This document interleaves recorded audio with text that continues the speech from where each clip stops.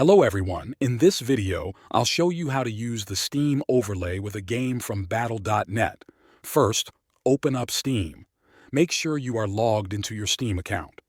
In the bottom left corner of the Steam window, you'll see a button that says Add a Game. Click on it. From the menu that pops up, choose Add a non-Steam game. Steam will now show you a list of programs installed on your computer.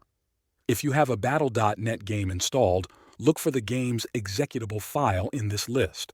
The name might not always be clear, so take your time to find the correct one.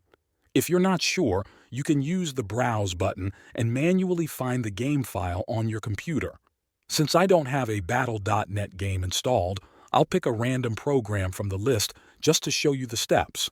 Once you've selected your Battle.net game, click the checkbox next to it, and then click the Add Selected Programs button at the bottom right. Now the game has been added to your Steam library. Go to your Steam library and find the game you just added. Right-click on it and select Properties. A new window will open. Make sure the option that says Enable the Steam overlay while in-game is checked. This is very important. If this box is not checked, the overlay will not work.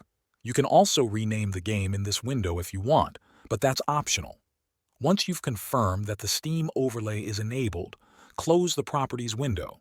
Now you can launch the game directly from Steam. Just click the Play button. When the game is running, press Shift and Tab on your keyboard to open the Steam overlay. That's the full process. Thanks for watching.